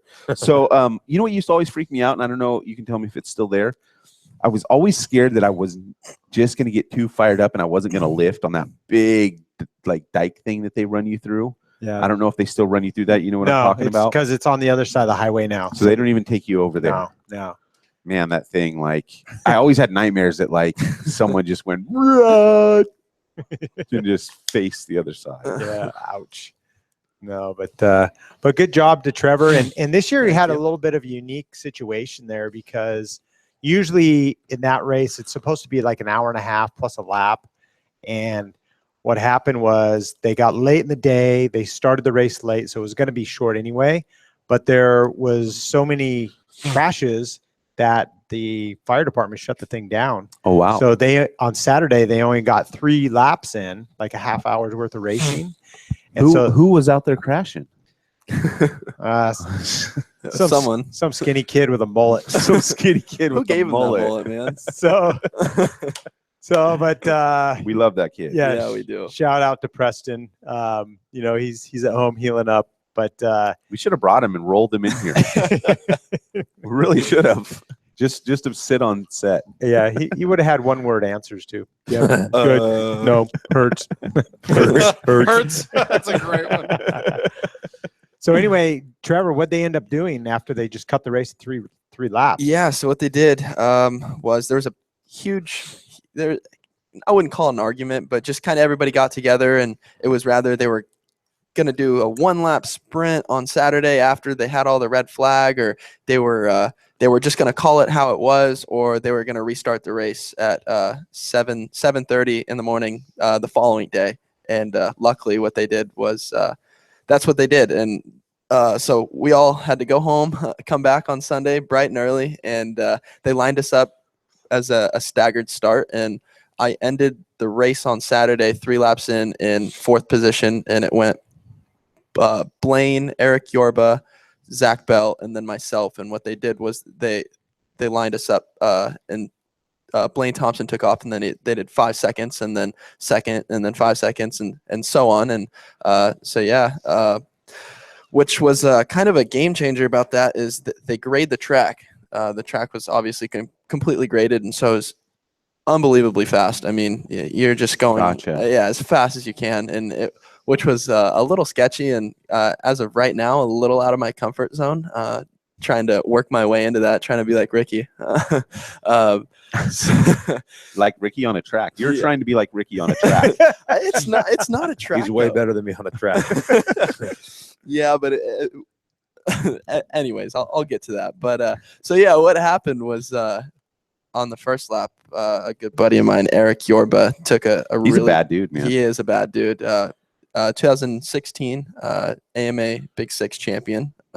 So a tough guy to race for sure. And what happened was he took a real bad crash on the first lap. I think 4 turns in. So I ended up getting by him, and then Blaine Thompson, he took off. That's his home race. He's got that one on lock for sure. So he was basically gone, and it kind of left a battle between myself and Zach Bell and Gary Sutherland, with Robbie Bell coming in strong too. And I mean, these are all names that when I think of kind of scare me a little bit coming up from 250s as well. So thinking of these guys, right on my tail and right in front of me, I had Zach Bell to chase down, and I had big bad and mean Gary Sutherland right behind me. So. Try living next to him. He's a bully. He's a bully. Yeah, he is a bully. He's a bully. Come on. He's like how small dogs are bullies. Yeah. Gary's small and he's a bully.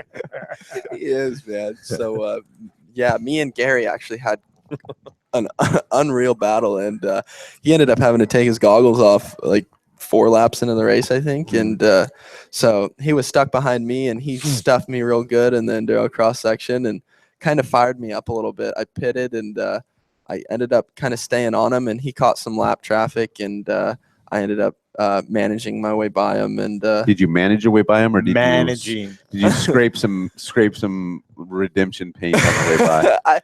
You know what? I tried to, but I'd rather not. I'd rather stay happy with all those guys. And Gary, he's awesome. I really like that guy. So I tried to make my way around him as clean as possible around the outside. And he doesn't like you once the flag drops. No, he doesn't. Nope. That's the thing.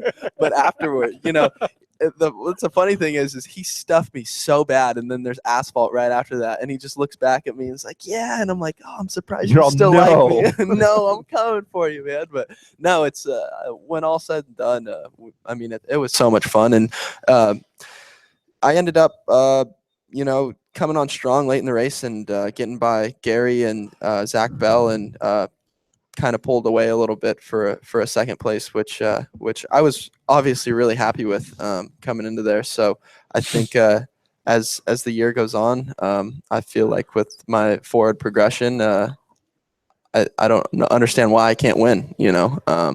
With Works is a little bit of a different story. I'm not really used to Works racing at all.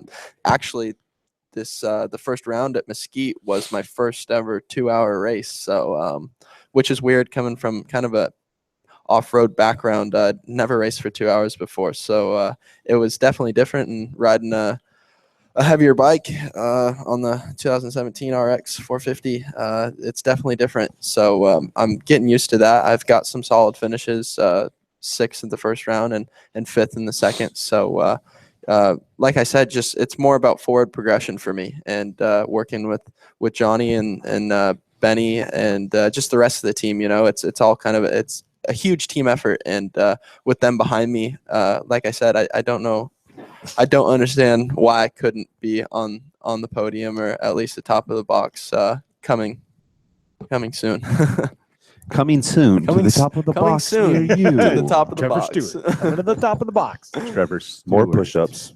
Hey, I can see the press release. Skier. Now, so I just envisioned it. I like it. Love it. Love it. Love it. We should write it now. Yes. And just hang it. Just be like, just waiting to issue this, push the man. button. Just wait. Put the story give in, me a push the reason. button. It's already written, man. We know it's Yeah. coming. Cool deal. I hope. No doubt. No doubt. And, as Johnny was telling me about you, he's like, man, this kid's really a great kid. I think his potential is extremely high. And so getting to know you and watch you a little bit closer and see that you see that also, that's a great thing, I think, at your stage of racing, to see like, okay, development for me is happening right now. That's a really cool thing to be experiencing, and to know like, hey, I'm going to be a way better racer in like the next 6 months. This is cool. Yeah. And be excited about it. Exactly. I mean, like I said, it's not every day that you have a person like Johnny Campbell behind you, and telling you what you need to do, and not only to win races, but it's more about it's more of a learning curve for me. The first year, it's more about learning the motorcycle and just learning how to stay healthy. And myself and Johnny know that the wins will come. It just takes time, and so that's what we're working on. And right now, it's more about having fun and figuring out how to ride this 450. So as time progresses, like I said, I think me and Johnny will be a lot happier. Not saying that we're not happy right now, but you're not satisfied, and that's fair. Yeah, exactly. Okay, so we talked about that we were going to try to come up with a nickname for you. All right. So I think that, feel free to throw some names. We've had a couple tossed around on the Facebook page. Throw some names at us. And, hey, you might be able to nickname the next greatest off-road racer of all time. You never know. Boy. So That's a look at huge the pill to fro hanging swallow. out of his hat. Yeah. You can use that. You can use the fro. His name is Trevor Stewart. So, Stu, T-Rex, T-Rex. the whole deal. Like, His arms are too long. He's to got be T-Rex. really he's running some Run DMC shoes pretty hard right now. So Hey, I knew I was doing this today, Dan. I wanted to be spiffy for you guys. well, I appreciate it, and I appreciate Ricky dressing up also. You're lucky. Are those sweats? You're lucky I left the Hawaiian hat at home and the Hawaiian shirt. Did you really peg your pants? I did. Hey, me too. Dude, love it. High tops, man. Dude, he's gotta running show my up. style circa 1986. He really is. Bringing it back. Legit. I've been talking to MC about refrosting the tips, so That's getting, too far. boy. getting the hoops going, and I hope the hoops never come back. dude, Sorry, Chris. Oh, you don't got hoops. You just seem like a hoops guy. yeah, but Dan, they're not on his ears. But anyways, whoa, I caught that one. I got Yeah. that one. it's that was like a hand grenade joke. It Yeah. takes a minute before. Oh, I get it. Yeah, that's awesome. Dan's constructing something. I think he's going to bring out the gimp. We got this for bring Trevor out the gimp. to try on. Oh, dude. Oh, that's yes. sweet. Are you Let's wanting see it. this, Ricky? Yeah. Does this need to go to Ricky? No. You want to see it on Trevor? I don't want to take my hat off. Oh, man. Let's see it. Whoa, Goldilocks. no wonder. Goldilocks. No kidding. Look at this, guys. Yeah. We're doing it. Hold on a second. Make sure you get your headphones back on. Okay. Testing. Check, No, check. you're gonna need this to be actually where your mouth is. Cannonball stew. Down up in there. Goldilocks. Goldilocks. Or hold on. Stick it in the nose, because maybe then we'll actually pick up your audio. There we go. Perfect. There we go. Look at him. Turn that way. I See can in the hear nose. myself. Turn so they can see the nose. Hey, the other who is side. that one-eyed horse? Pencil neck scooter. I know. That's what I want to know. Going I like on? this. Are you asking for the nickname Jackass or what? Yeah. Somebody called him Howley Boy, and he is like the total like Rick Kane turtle. Actually, he's Turtle. For anybody that knows the movie North Shore, you look like Turtle from North Shore. Yep, that must be a Hawaiian saying that. It is a Hawaiian thing. Anybody else want to try this on? No, nobody wants to embarrass themselves. Spicoli would be good, but I think Preston already has Spicoli. Yeah, Spicoli's Turtle. So dude. does You are Wilkie's Turtle. got Spicoli too. All right, well, we're gonna work on it because you definitely need. What have you had on your butt patch and whatnot? I've never had. We're off-roaders, dude. We don't get that. Yeah, we don't get that special treatment. We don't get that. One of the things that was Hey, what did you do with his foam? Oh boy, Store. where'd it go? Get the horse head. It's probably in the horse head. Chris, You get the horse head. crazy, Chris. One of the things that's interesting about watching you ride is, man, you have style for days. Like, you know how to turn the bike upside down, turn it around backwards.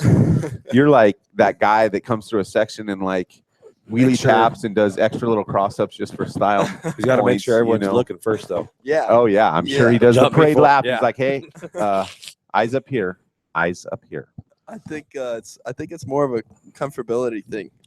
Riding that new Honda. There's nothing comfortable about being upside down on a dirt bike. You're just relaxed wrong- when you're wrong throwing way for me. swag. Yeah, trying to. I mean, I kind of just grew up doing that with my buddies. You know, just going up and out in the hills and trying to see who can be as Put that a little stupid. closer to your lips. Trying to see who can be as stupid as And possible. the I guess you could microphone. say. So, Beaumont. so yeah, Beaumont, bro, Beaumont. Shredders. Maybe that should be your nickname. Beaumont. No, I'm not. I'm not that. I'm not that extreme. Beaumont. We're gonna leave that to the hills guys. I'm just a fan of it. Are you a pretty legit hills guy? Not really. I mean, No. Really? I would think that you would be. I kind I of took him on a ride. yeah. No, he took me. He took me. He hated it. Oh my God, I was Because on a you couldn't stop. man up. Oh no, there That's was no what it man was, up huh? that day. I had Ricky and Gary Sutherland, and they took me out there, and I did not expect it at all. And like they're He just didn't want going to up. scratch his new bike. It was brand new. It was like my second ride on it, and I was It's my only new bike I've ever had. The funny thing is that's true. That was the first new bike I've ever owned. That was his first excuse. Yeah. Just That was remember, yeah. That was the first bike I've ever had, and our first brand new bike I've ever had. So no, I didn't want to scratch it, and they're trying to get me to go up like these 12-foot vertical walls, and they're just doing 12 whole feet, huh? Yeah, Dan, I swear, if you saw it, you would run away as fast as you can. You've never ridden with me, obviously. I have, yeah. We went up to Nuevo that one day. No doubt. We I went would up to run Bill's. away. I would run away. we went to Bill's. But yeah, that vertical wall stuff is pretty intense. So these Yeah. guys are climbing some crazy stuff, is what you're saying. Where's this at? Honda Valley. Have you ever been out to Jawbone and done some of that kind of climbing? I haven't. you got to drive to go there, man. Yeah.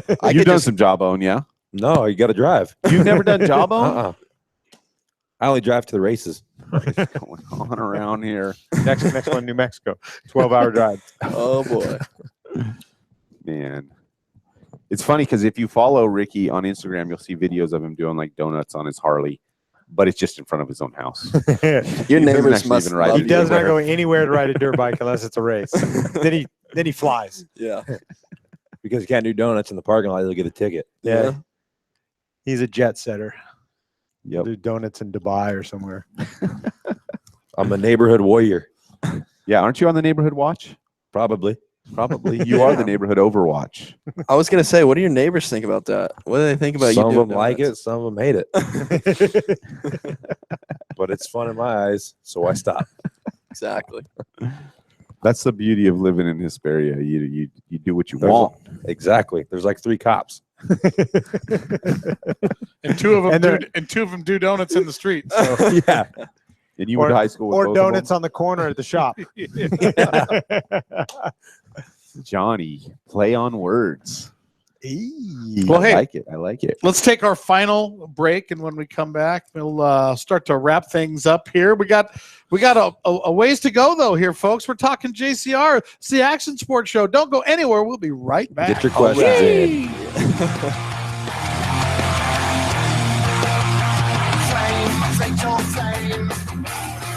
It'll rock your brain, ruin your good name.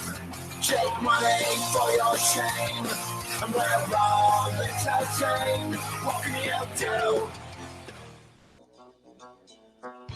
Hi, folks. Jim here, and I want to talk to you about Slime Tire Sealant. Racers in all classes of motorcycles, ATV, bugs, cars, trucks are using Slime Tire Sealant to prevent flats, including pre-runners. Smart teams are even using slime inside their trailer tires, too. I mean, how many tires do you have? Think about it. Do you have motorcycles, ATVs, cars, trucks, trailers, wheelbarrows, motors, and bikes? How many flats have you had in the last year? Maybe the answer is none. Maybe you're due for one. How much time and money can flat tires cost you? How about just the peace of mind? Nobody likes flat tires at all. Just pre-install Slime Tire Sealant to prevent flat tires. Slime is a liquid tire sealant that easily installs after taking out the valve core of the tire with the tool provided. Once inside, slime seeks out and seals punctures instantly and repeatedly and is guaranteed for 2 years. Slime is non-toxic, non-combustible, water-soluble, and does not void tires' warranties, unlike that other stuff in the can. Go for slime in the gallon for all your off-road tires. If it isn't green, it isn't slime. Put trust in your tires. Slime, there's no stopping you.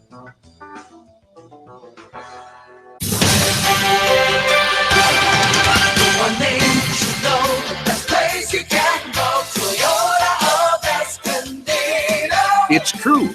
The best new cars make the best used cars. And Toyota of Escondido is once again #1 in Toyota certified used cars and trucks. Feel confident driving with the peace of mind of a 160-point inspection and Carfax report. Toyota of Escondido. Toyota of Escondido. You also get a 12-month or 12,000-mile comprehensive warranty from certified purchase date, plus a 7-year or 100,000-mile limited powertrain warranty from original date of sale when new. Please ask for complete warranty details. Toyota certified sales leader for San Diego County for 2014. G'day everyone, this is Josh Kerr. You're watching the Action Sports Show powered by Toyota of Escondido. You're on, guys.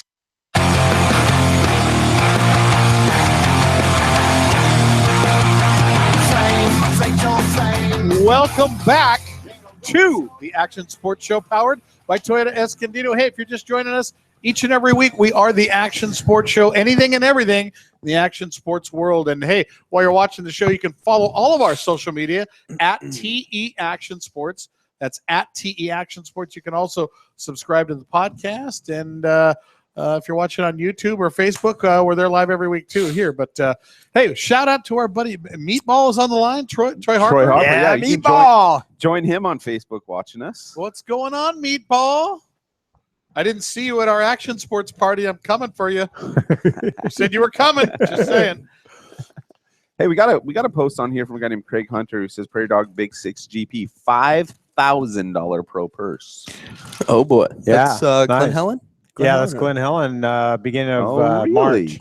And weren't So- you saying you're the guy to beat?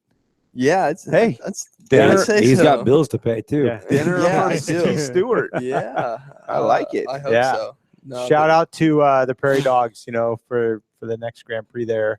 Actually, the Dirt Diggers is next in Taft, but Craig and his group always put on a really good race and usually get some good weather, so it's usually pretty fun there. What's for the sure. date for that one? It's beginning March of March 5th or 5th yeah, or somewhere. something in Not there. too far off. Yeah. Now, how Hopefully, many let me tell. people are totally are on the team? Well, the JCR team, we have 4 main riders, and that's and we do different types of discipline. So like I'm disciplined. So in- like Ricky's super disciplined and Trevor's like kind of I'm disciplined. like, hey, what's up, guys? we do yoga and that type of stuff. No, but in the in off-road dirt biking, the disciplines are very specialized. It's like you have motocross and supercross, and those are 2 different types of disciplines. But those guys kind of cross over and do both. Most of them. Here, it's not common that there's a lot of crossover. Ricky does hare and hound racing, which he also does rally. It's a little bit different, but it's desert racing. Trevor does Grand Prix style racing, and it's more of has based around kind of a motocross atmosphere, but longer laps for 2 hours or so. And then big part of our program is the GNCC program, the Grand National Cross Country Championship, which is all east of the Mississippi. So we don't only do West Coast stuff or international stuff, but we go to the East Coast of the United States, run 13 rounds of that championship. It's a very prestigious and it's very, very popular in the States. Excuse me. And then any one round, some of the more popular ones, you'll have over 2,000 entries over the weekend. Wow. Between UTV, ATV, motorcycle, youth programs, whatever. It's an incredible events that the Coombs family puts on. And those races are in the pro race. It's a 3-hour race on about a 12-mile course through the woods. And some of the races are, we have this one called Snowshoe, and it's on the side of a mountaintop in West Virginia. And it is literally Miserable. Everything is off It's camber. beautiful. Everything's slippery You rocks. stay in a resort while riding off road. Yeah, and so the 2 members that aren't here with us, Trevor Bollinger and Austin Lee is our new lights rider back there. But Trevor Bollinger, talk about him for a little bit. He came on board the JCR team last year, and he achieved a AMA national championship in the lights class in GNCC for us. So an amazing talent, and he's been, so this year we've moved him from the lights to the 450 to the open pro class, the XC1 they call it. And so he's stepped onto the new 450, the Honda 450 RX, and it's he's adapting quite well, and his size kind of helps him. He's a big, strong kid, and but his talent and desire is second to none. And I expect really, really great things from him in the next years to come for sure. You guys, you other riders, when you got to really ride with Trevor, you obviously saw him as part of the team. You didn't get to ride with him probably much. I know you guys don't get to ride with him very much, but when you see how good that guy is in these corners, it's got to be impressive to you. Oh, it's unbelievable. Right, actually, when I got on board with Johnny, he had me come out to their local spot, which is more of like a GNCC style track, and Bills. Bills. Shout out to Bill. Thanks, Bill. Bill Plummer, thank you. You're the man. And I showed up, got my gear on. I'm gonna wax these East Coast boys. Went and rode until they see me ride. No, I was like, I wasn't. I know what you were thinking. I get it. Yeah, I wasn't expecting such a beatdown. Like, it was so bad. I think it was like 30 seconds a lap or something. And I was so sad. 3-minute lap. Yeah, 3-minute lap. And he's pulling me like 30 seconds a lap. I mean, he's like, oh, him with the southern accent. He's like, oh, come follow me. And I'm like, all right, I'll go. And 3 turns later, I can't even see him anymore. And I'm just like, all right, and I'm stumbling and falling everywhere. And he's like, oh, it's fun, huh? I'm like, no, not at all. Yeah, it's so, when I was talking about the different disciplines, it's so different on the East Coast style of off-road racing than the West Coast, because we have such higher speeds out here, no trees. Dust. We have dust, they have mud. But yeah, just the roots and the ruts and the rocks and the mud and stuff that those guys go through and endure it makes them really, really technical, great riders, and that's partially why they do so good at like the ISDE and places like that. But what did you think of watching Trevor ride when you first got to experience him? Me and Trevor are pretty close in size, and I don't know how he fits between the trees. Right. I don't belong in the trees. It's crazy, huh? Yeah, I told him it was fun watching those guys ride. I mean, they really can navigate through the trees pretty good. That's not for me. It's actually fun to watch the whole team watch each other. So, like, we weren't really at a track where we got to watch Trevor like air it out, but I know everybody would have been like really watching Trevor like do these certainly. Big floaty jumps and show off some of his scrub skills and things like that, which are really high level. And some of your other cornering skills that went on the track. Make me feel like just do a whip. When Ricky starts cracking through some of the 3rd, 4th, 5th gear, like 2-wheel slide, wide open, like road stuff that Ricky can do that nobody can touch, or any of the more desert open space type stuff where Ricky just really excels. Everybody just stands there and is just like, you're watching one of the baddest in the world at that. Yeah. And it's the same when you're watching, these guys do their GNCC stuff with the way Trevor rides, and I was really impressed actually watching Austin Lee ride too. Yeah. You're watching some of the best in the world do that, and when you watch a guy like him on a GP course, you're watching some of the best in the world do that. It's really cool to watch you guys watch each other. Johnny really picks the best riders from hillbillies to desert rats to high class rancho Cucamonga kids. Rancho Cucamonga. Yeah. Yeah, wide variety. That's what we're looking for. No, that's what's awesome about the whole team is this, everybody's so different. We kind of come together and clutch so well. I mean, I've never met Trevor Bollinger or Austin before they had came out here, and you guys seem like you would hang out all the time to me. Yeah.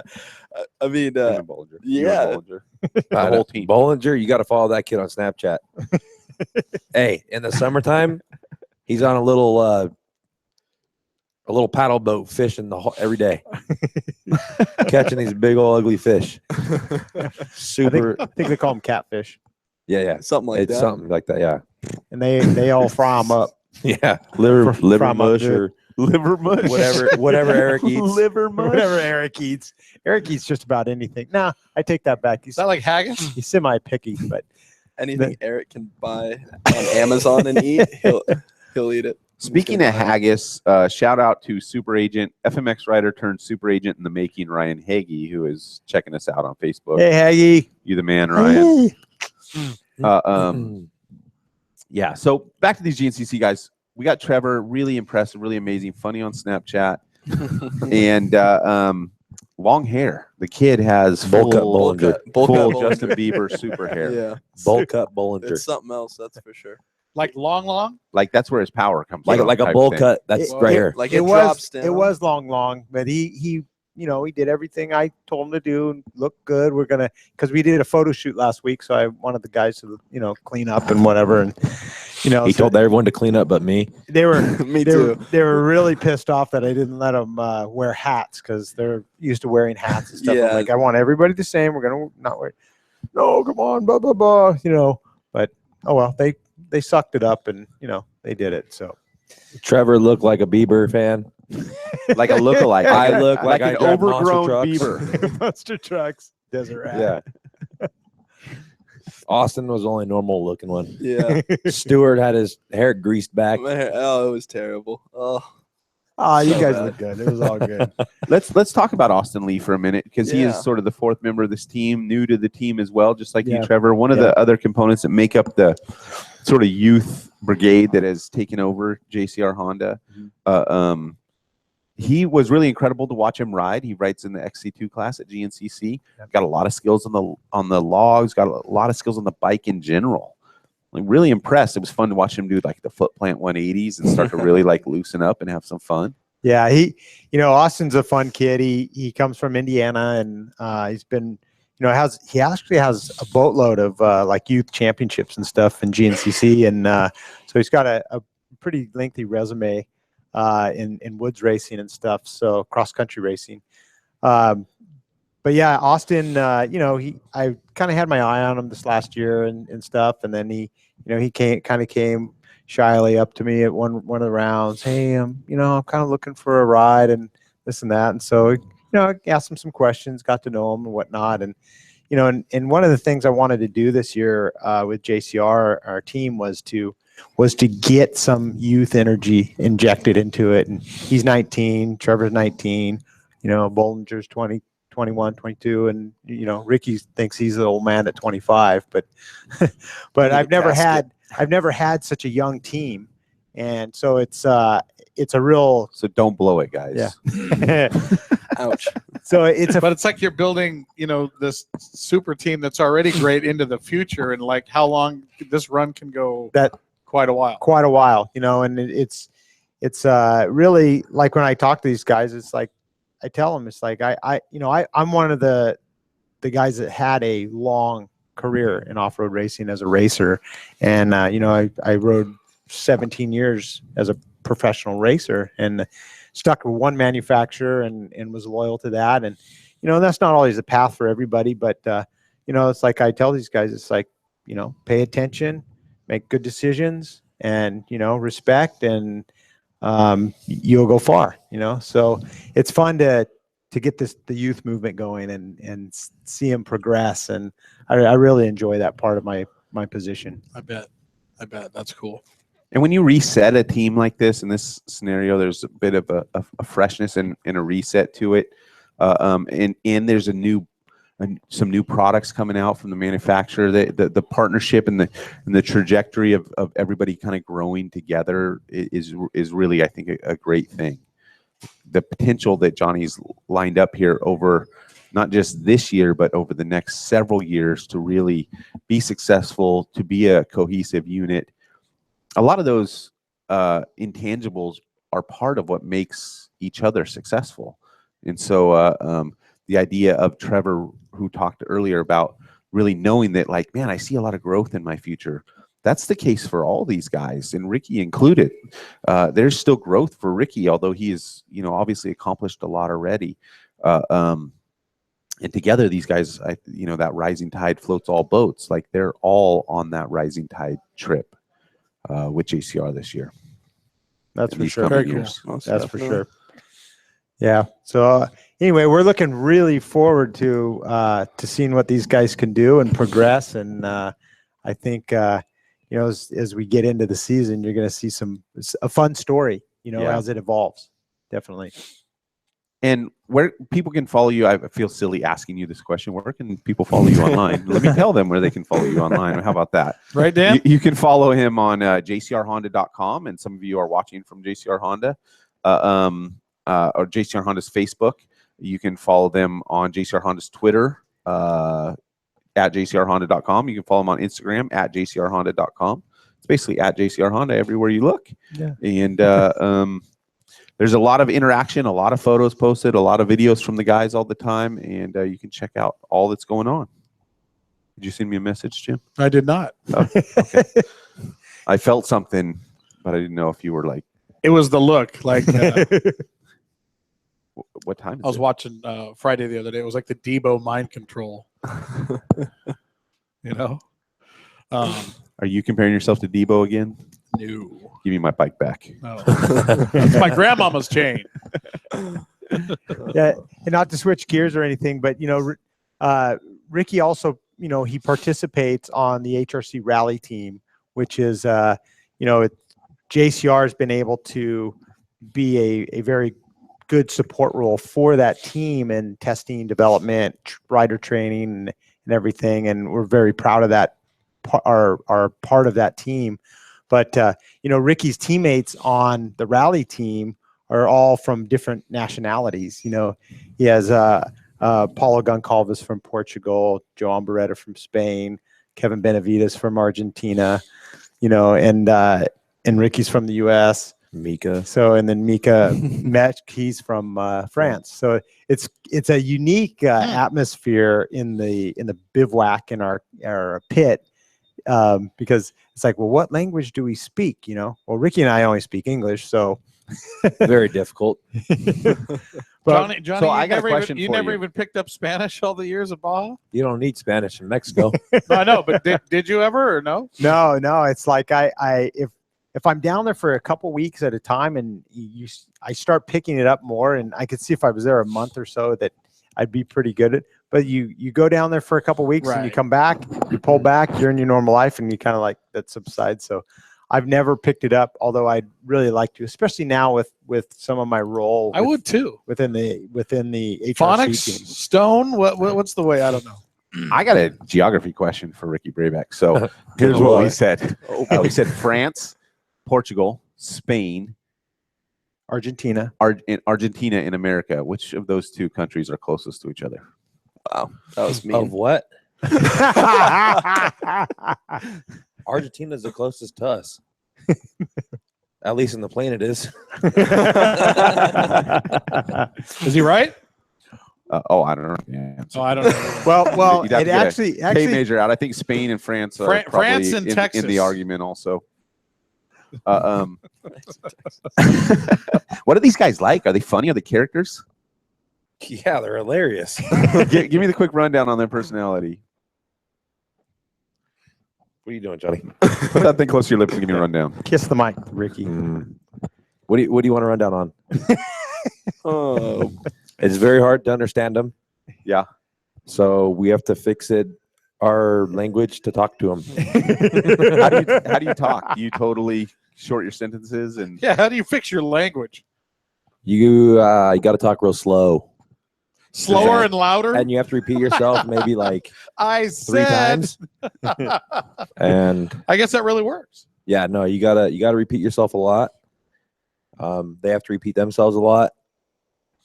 We correct each other sometimes, more or less we're correcting them because like a bumpy track is bumped for them. bumped? A bumped track. Oh, the bump it. So when you have to fix the bike, you go fix it. The bike. Fix it the bike. Fix it the bike. I like that. You know, it's hard because same with Mexico, it's backwards, you know, like the context. It's backwards. Yeah. So when they talk to you, you gotta like move the words around to understand. Yeah. And then when you talk to them, like how we're talking, they don't understand. So you have to talk to them with the words kind of shoveled around. Absolutely crazy. We're running out of time here. Believe it or not, our show is about to come to an end. Real quick, Johnny, Rip to Cabo, Baja Beach Bash this year. Those things both going on. Yeah, Cameron Steele, who obviously the creator of the Rip to Cabo, that's going on the first part of April. It's going to be a big push this year. He's doing a really big celebration this year because it's the 50th anniversary of the Baja 1000. So every move he's making this year is to push revolves around that and push that. Yeah. Okay. So the Rip to Cabo will have that type of theme.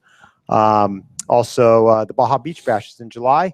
That is a charitable trail ride that we do, and we support Rancho Santa Marta school and orphanage down there. We gonna maybe bring Trevor Stewart down to Baja for one of those rides, maybe? Sounds like fun to me. Oh boy, I think he would have a blast, and Circle Sand Race would be on. Oh yeah, boy, we've had some legendary ones. The Bach Haker Circle Sand Race, unbelievable. That was legendary. Yeah, Haker's I think his groin hurt for like months. Oh, they are throwing out the possibility of a return from Last Dog Standing for Johnny because his last one was so triumphant. Oh, no. Man, it's been so awesome having all you guys here. Thanks so much for coming down. Thank you some for of having us. Coming back. And thanks, Jim. Your first time, and hopefully you'll come see us again. And all you folks watching on Facebook, sending your questions and all that kind of stuff. Again, we appreciate it very much. The Action Sports Show every Tuesday, 6 to 8 p.m. Go to TE Action Sports to stay on top of anything and everything that we're doing. And hey, from all of us here at the Action Sports Show, we'll see you next week. Hope you have a great one. Remember, don't text and drive, or text and ride for that matter. We'll see you next week right here on the Action Sports Show. See ya!